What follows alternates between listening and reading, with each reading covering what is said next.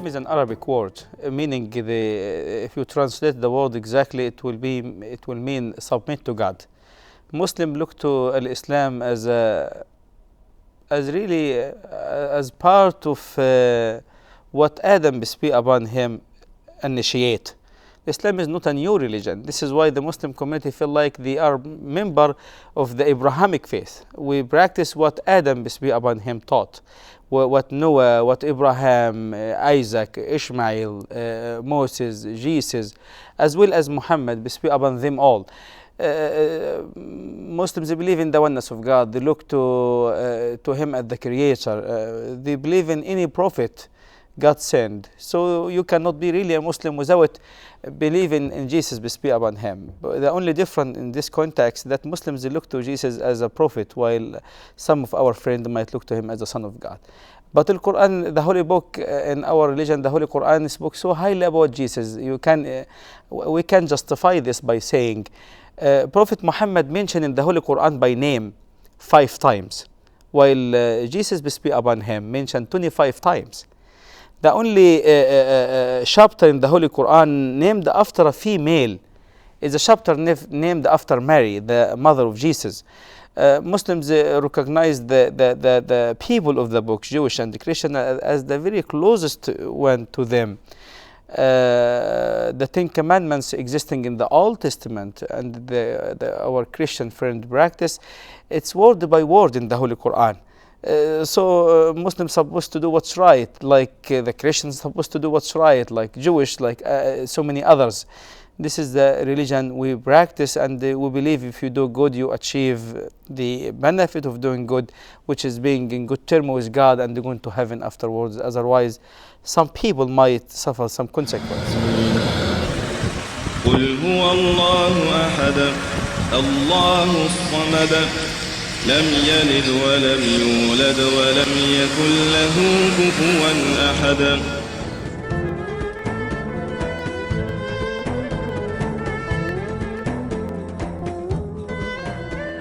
If you're looking at Islam like any other religion, I don't look at the people who are practicing the religion to judge it.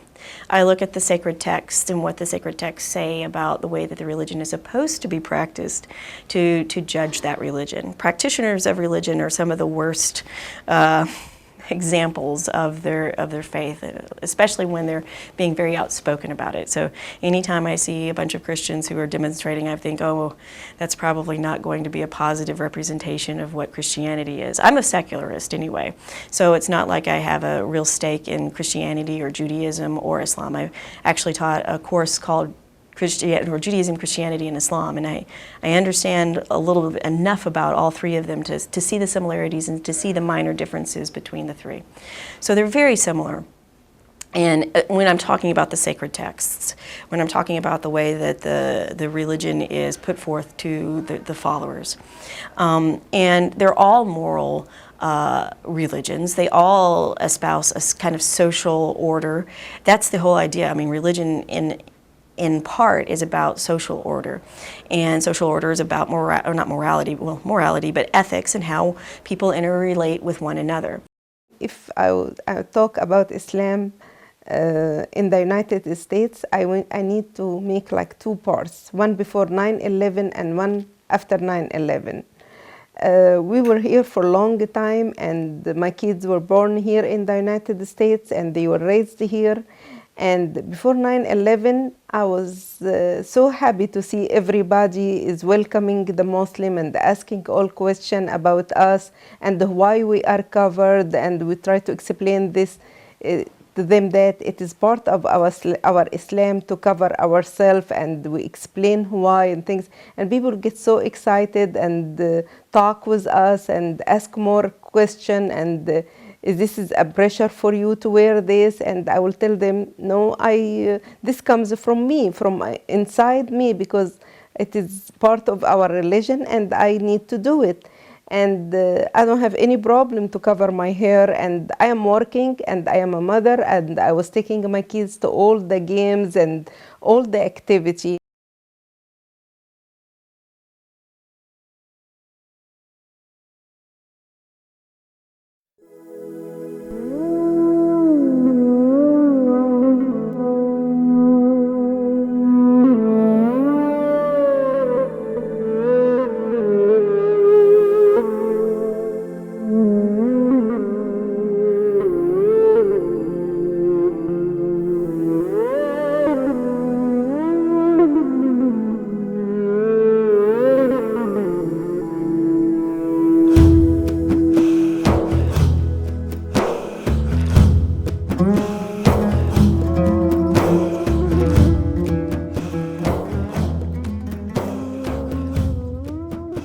Americans are asking, why do they hate us?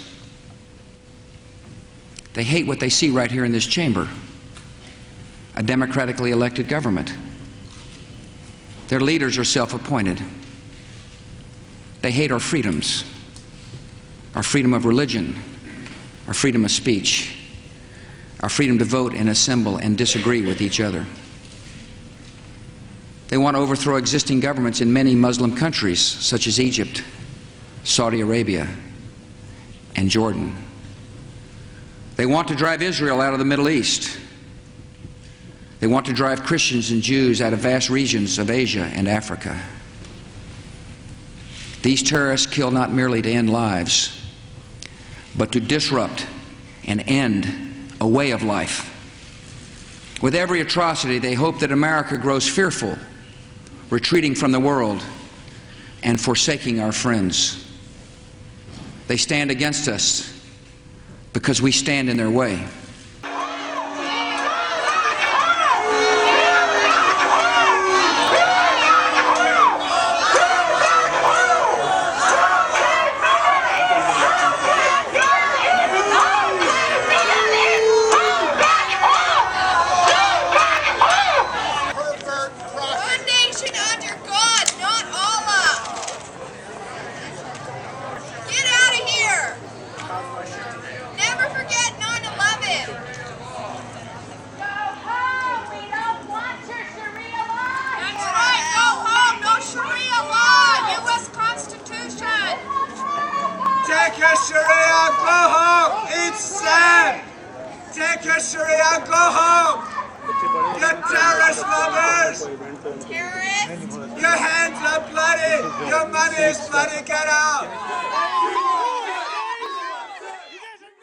The face of the whole world changed after September 11 for Muslims. I mean, a lot of things were done. Of course, I mean, this is not an experience of us. This is experience of everybody going through the airport. Muslims and non-Muslim. Now you have to be checked. You have to be presumed guilty, not innocent, until you prove that you are innocent. So. And of course, I mean, we the Muslims were picked random picking all the time. I mean, that's a random picking to check somebody to really check them thoroughly. And we were always picked, or most of the time we were picked, and they call it random picking. And of course, many of this time we give excuse for them, saying, well, they went through this experience, it's going to take some time to heal. Even after 9/11, where many communities around the United States had many issues, backlash of the 9/11. On the contrary, here in مرفريسبورو, we found nothing but support. Actually, after 9/11, I remember vividly that I was walking with my wife in a grocery store parking lot, and somebody, 2 days after 9/11, somebody tapped on her shoulder. She's known to be Muslim because she covered her head with a scarf. So we were kind of surprised because we did not know what to expect. We have heard of the backlash from other places, so we did not know what to expect, so we were kind of scared. After 9/11, it's completely different. People start to think about Islam that they are the terrorists, they are the one who is killing, they are the one who bomb everything. And to the point, it was very strange for me, like I did not live in this town anymore, because I see a lot of difference in the people. But I think the media has a lot to do for the affecting the people and their thinking. I feel the media a lot of time was betraying Islam and negatively. They are talking about a lot of negative things and they are bringing some bad incidents in different culture, and they were saying this is Islam, but we were trying to explain for them this is not the Islam, this is something related to the culture. On how Americans think about Islam. Perhaps we ought to back up for just a moment and talk about what framing theory is and what it says, the process that it describes. The idea behind framing theory is that words elicit different meanings in the heads of people who hear them. And sometimes they elicit different meanings depending on who the person is. In an international context, a word like jihad is the same way. For most Americans, a word like jihad simply means strapping a bomb to your chest and going and killing somebody in the name of God. That's the extent of the American understanding of the concept of jihad. Of course, in reality, it's a far more complex concept than that. And so when the American media talk about something like jihad, because of the kind of information that media supply along with that term, that's going to influence how Americans think about jihad and ultimately about Islam. So yes, I certainly believe that that media content has a tremendous impact through framing and through perhaps other media processes as well on how Americans think about aspects of Islam like jihad and also about Islam itself. The Islam does not accept, our Quran very straightforward saying whoever kill one soul in the eyes of God is as if he killed all humanities. And if you save one soul in the eyes of Allah, the eyes of God, it will be as if you saved all humanity. So Islam condemn the violence in general, condemn unfair, unjust act, and definitely condemn the killing of any human being. Any human being. It did not say killing a Muslim, killing any human being. This is the stand of Islam, and I'm sure it is the stand of any religion of God. Difficult to talk about Islamophobia because I think that basically it's a position of ignorance, and the only way to sustain Islamophobia is to make sure that people remain ignorant about Islam. Because I think when people have a real grasp and understanding of what Islam is, that they don't have as much fear. But that, again, what is Islam is a really broad category too. If you meet somebody who has a particular political agenda, who's using Islam to support that political agenda, you might get a very skewed view of what Islam is, right? And that could contribute to Islamophobia. But if you talk to, a woman that you run into at the souk who's buying, vegetables, and you talk to her about what Islam means to her, it's probably not going to be the same thing as a politician who's using Islam. Plans to expand the Islamic Center of مرفريسبورو, including construction of a mosque, is still sparking controversy. The latest controversy, this electronic billboard near the Stones River Mall, and it reads, "Stop the مرفريسبورو Mosque." The Muslim community here in Murfreesboro felt it is an essential part of the larger community because we did not have any problem whatsoever. When we purchased this parcel, which is about 15-acre lot just outside Murfreesboro, we placed a sign that this is the future site of the Islamic Center of Murfreesboro. That was in early December 2009. In January 2010, somebody spray painted on that sign saying "not welcome." Police in Murfreesboro are investigating a case of vandalism at the site of what will be a new Islamic center. Well, over the weekend, someone took a couple of cans of spray paint to the sign behind me announcing the future home of the Islamic Center of Murfreesboro. They painted "not welcome." So it was kind of new to us and strange to us because we did not have this hostile action against our community. So we basically thought this is a juvenile, somebody who did not know any better, and just, venting out or something. It was well covered by the news because, it made the news in a small town like this, and we did not think much of it. So we continue with our plan. We had an architect, we did the site plan, and in May of 2010, 24th of May, we presented our plan to the commissioners in order to approve the site plan. There was a reporter from local newspaper who basically reports on activities that are approved by the planning commissions, such as, for example, if a new big box retail stores or whatever came to town, they would report on it. So they reported that the Islamic Center of Murfreesboro has obtained site plan approval and so on.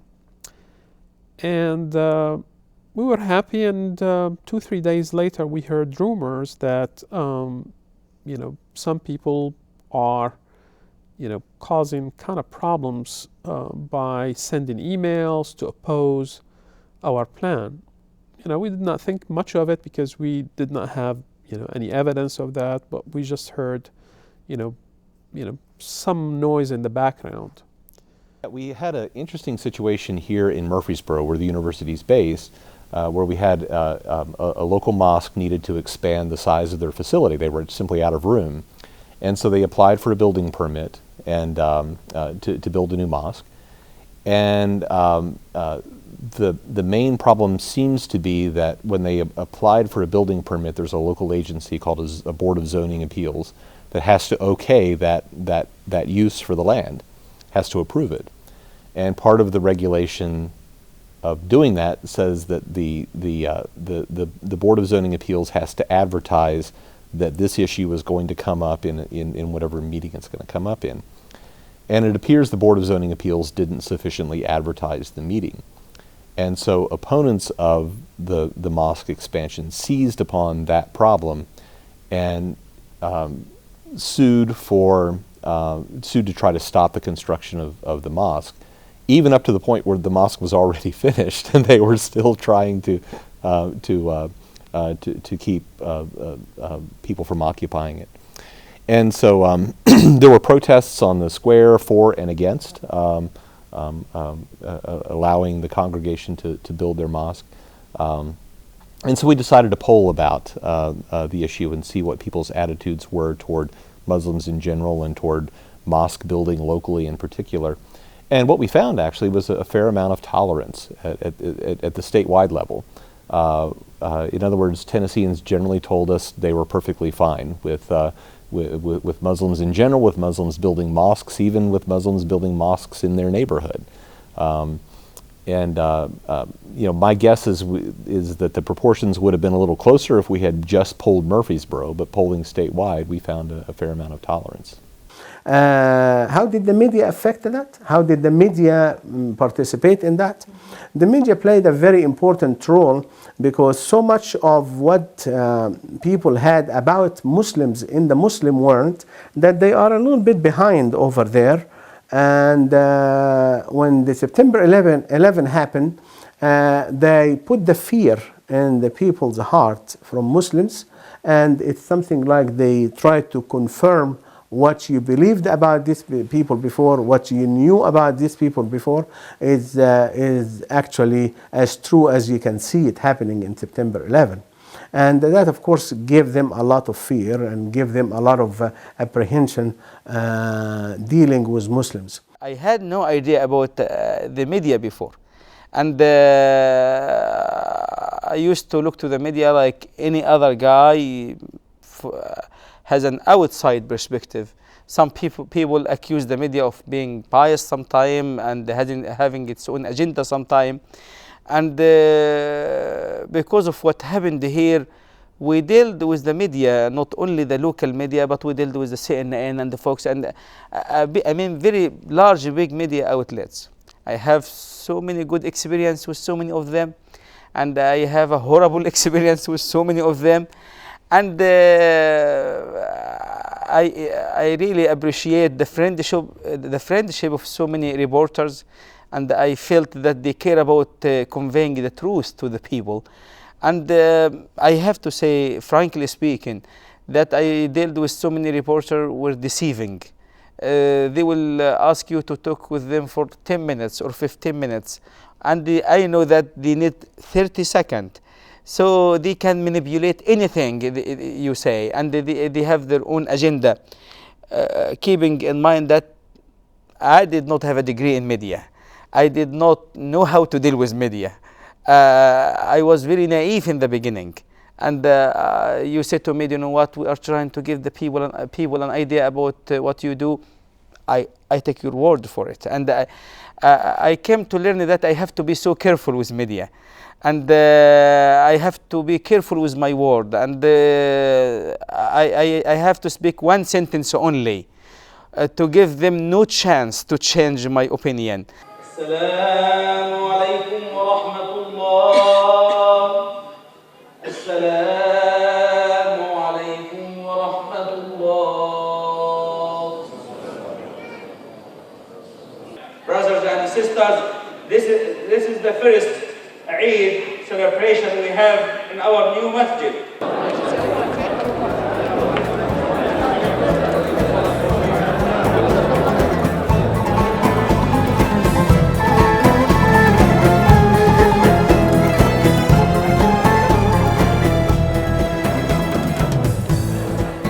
Certainly, media have an obligation to present all aspects of a story accurately and fairly and completely.